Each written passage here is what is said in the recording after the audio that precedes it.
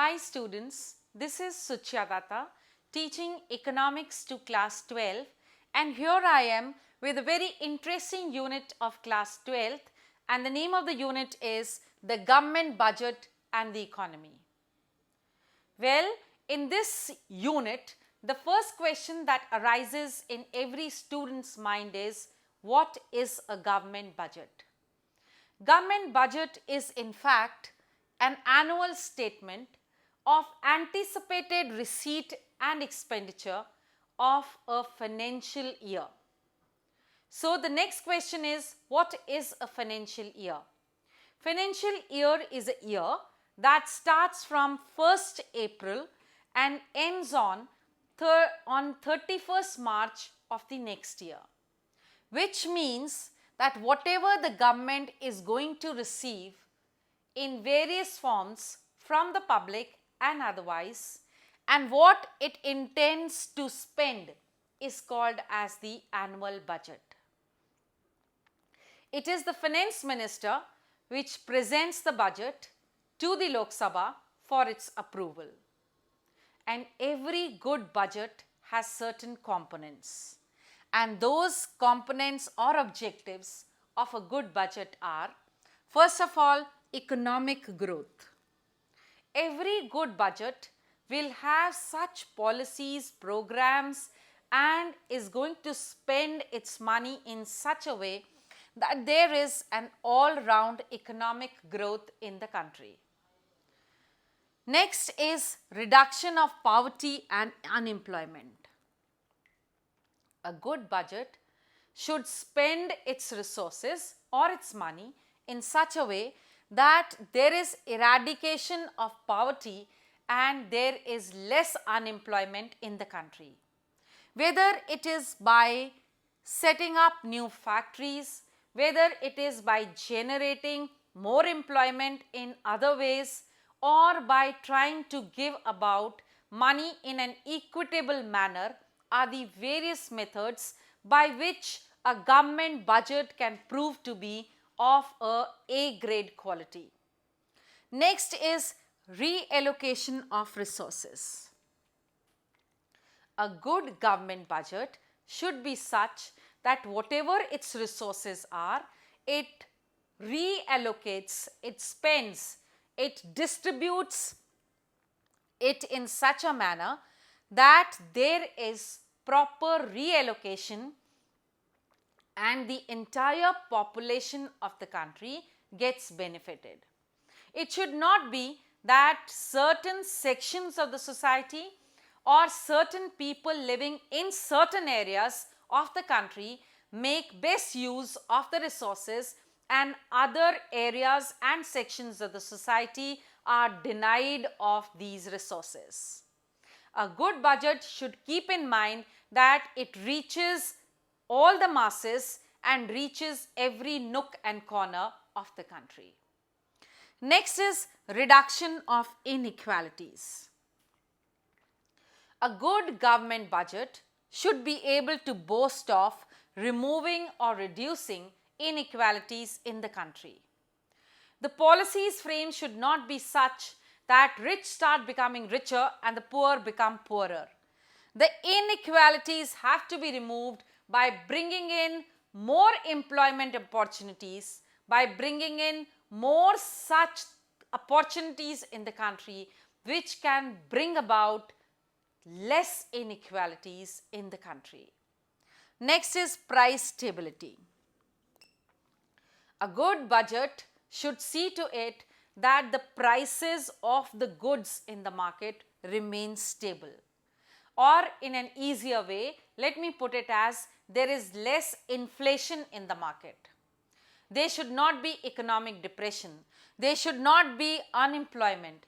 There should not be illiteracy. There should not be inequalities, but all round economic growth, and that should be the sole objective of a good government budget.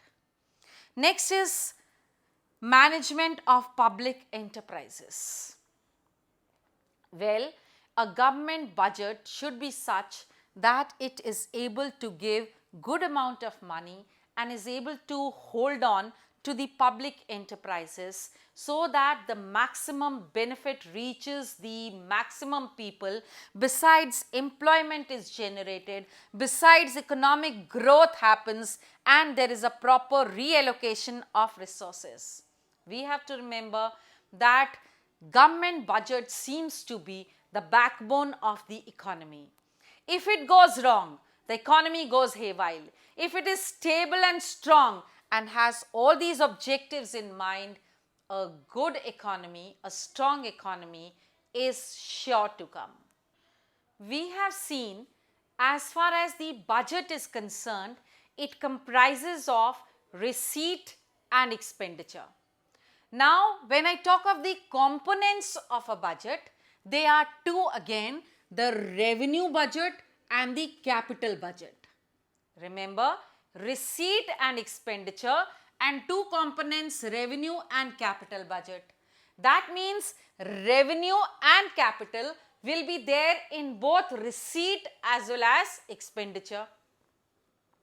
As far as the revenue budget is concerned, it comprises of the current affairs that we have, whatever is happening just now.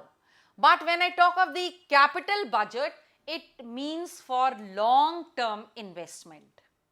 So both, remember, in the receipt and the expenditure, we are going to have two components of revenue budget and the capital budget. Now let me talk of first the receipt budget, that what we are going to receive, what the government is going to get. As far as the budget receipt is concerned, as I said, there are two parts, the revenue and the capital. That means the revenue receipt and the capital receipt, because we are talking of the receipt part of the budget. Now this revenue receipt that we have is to be divided into the tax revenue and the non-tax revenue. Okay.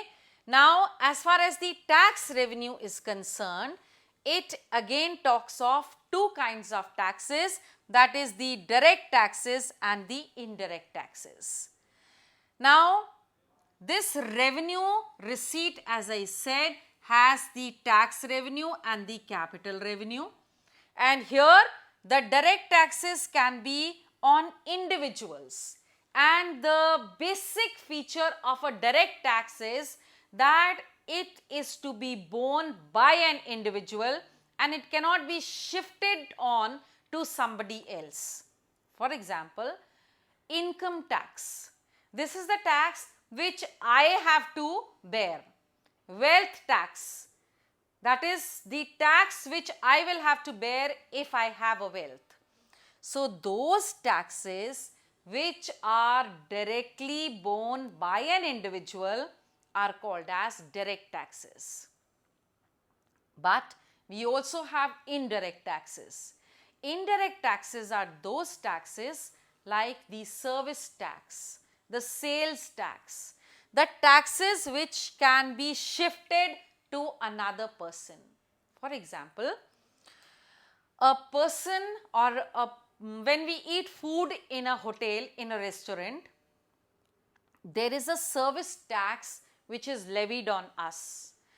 Though the service is being provided by the owner of the hotel, so he should be paying the tax, but he has shifted it to his clients, to the people who eat in his hotel, and thus the indirect tax is such a thing that it can be collected from or it can be shifted to other people.